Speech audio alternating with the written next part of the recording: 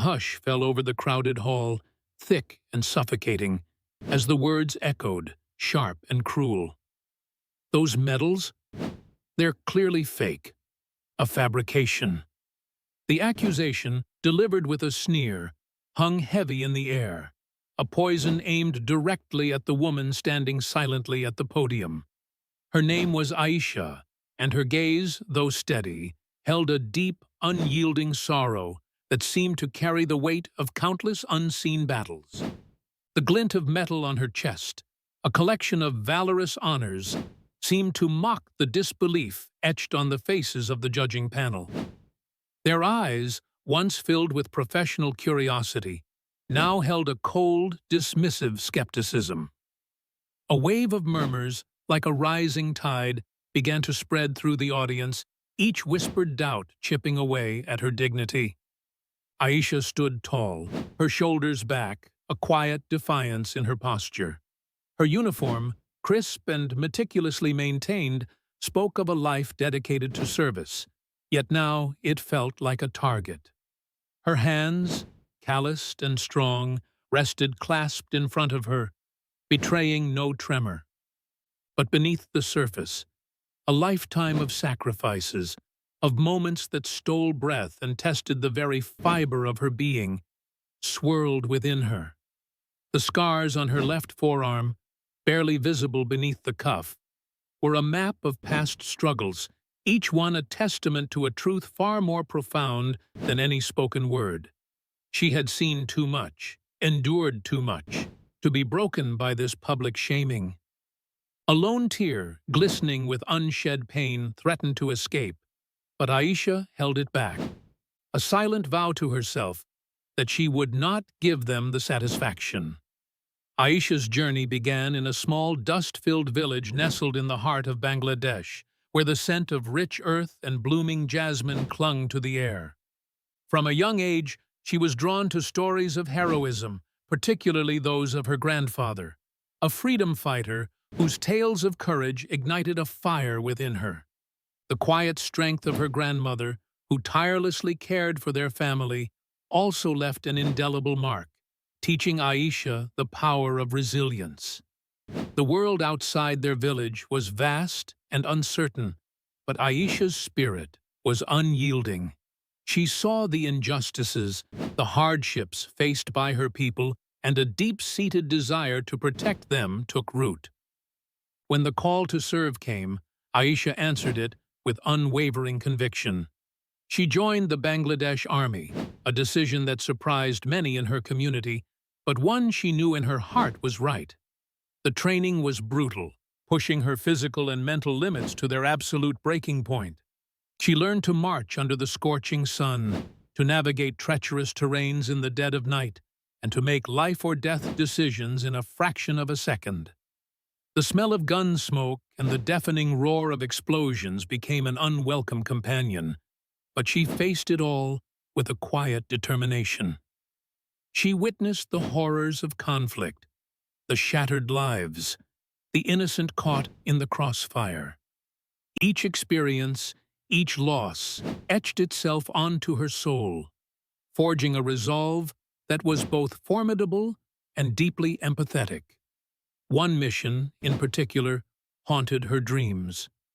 A humanitarian convoy, carrying vital medical supplies to a remote village, came under unexpected attack.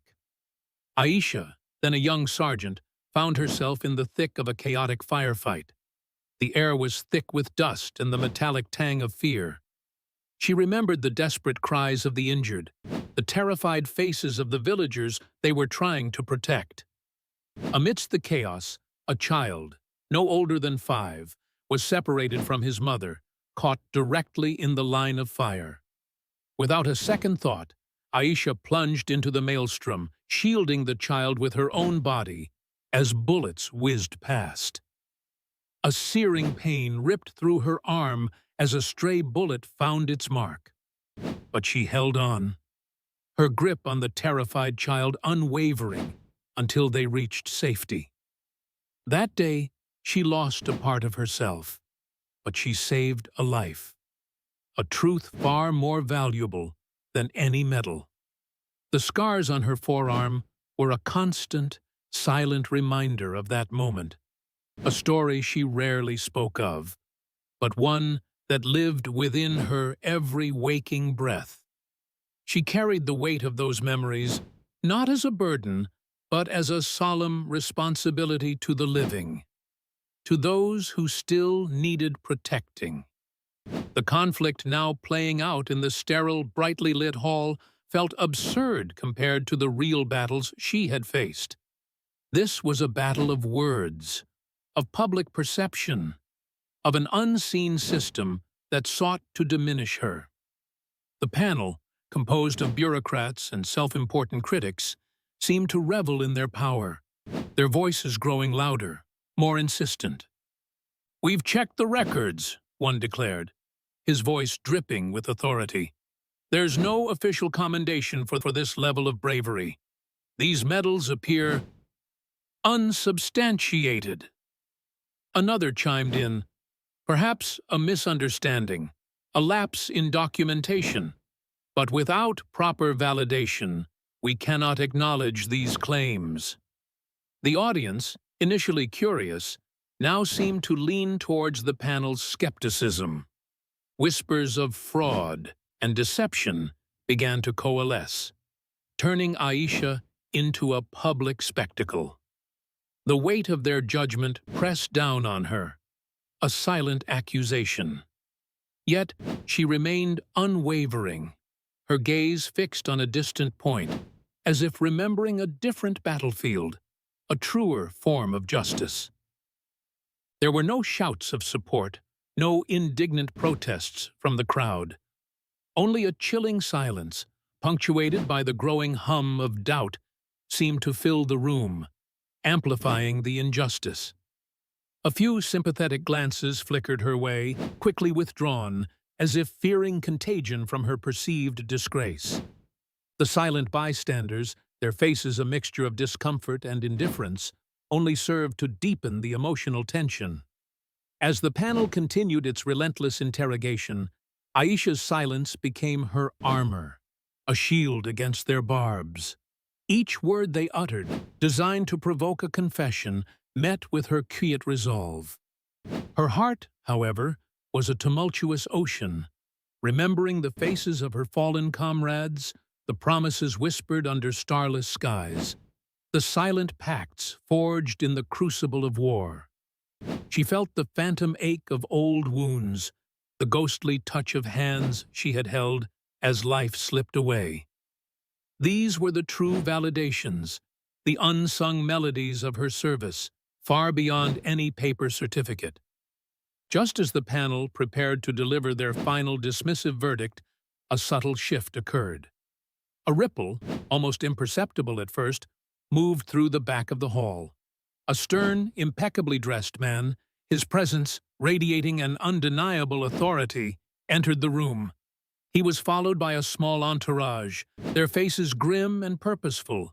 He moved with a quiet power, his eyes scanning the scene, taking in Aisha's stoic posture, the panel's smug expressions, and the uneasy silence of the crowd. He paused, his gaze settling on Aisha, a flicker of recognition passing between them. The head of the panel, oblivious to the newcomer, was about to speak. "Given the lack of—" he began, his voice condescending. But then, a clear, authoritative voice cut through the air, silencing him mid-sentence. "On the contrary, her medals are very real, and her valor beyond question." The president of Bangladesh stood there, his presence filling the hall with an unexpected gravitas. A gasp, collective and sudden, swept through the audience. The panel members, their faces draining of color, stammered to their feet, bowing in profound respect. The president walked directly towards Aisha, his steps deliberate. He stopped before her, his eyes warm with admiration. "Sergeant Aisha," he began, his voice resonating with sincerity, "your service to this nation is an example to us all. Your bravery on the humanitarian convoy, Your selfless act in saving that child. These are not just stories, but facts etched into our history. He turned to the stunned panel and the bewildered audience. The reason her commendations were not publicly available, he explained, his voice firm, is that her missions were highly classified.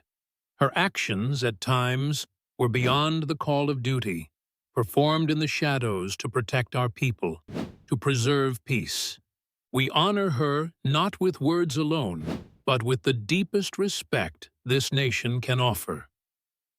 He then reached into his pocket and produced a small velvet box. Opening it, he revealed a gleaming, newly minted medal, adorned with the highest honor for military bravery. Today, he announced, his voice filled with pride, we officially bestow upon Sergeant Aisha the Gallantry Star for courage under fire and unwavering dedication to humanity. Aisha's eyes, which had remained stoic throughout the ordeal, now glistened with unshed tears. This time, they were tears of profound relief, of vindication. The president gently pinned the new medal alongside her others, a symbol of irrefutable truth and recognition. The hall, moments ago filled with doubt, now erupted in a thunderous applause that swelled into a standing ovation. People rose to their feet, clapping, some wiping away tears, their faces alight with a mixture of shame for their earlier doubts and immense pride for their hero. The panel, humbled and pale, offered their profuse apologies, their earlier accusations dissolving into dust. As Aisha looked out at the sea of faces, now filled with respect and admiration, she felt a peace settle over her, a quiet understanding that true honor cannot be manufactured or denied. It is simply earned. The journey had been long, fraught with unseen battles and silent sacrifices, but in this moment, under the gaze of a grateful nation, her truth shone brightly. Her voice, usually soft, carried a newfound strength as she looked at the president. "Sir," she said, her voice clear and steady, "it has always been an honor to serve."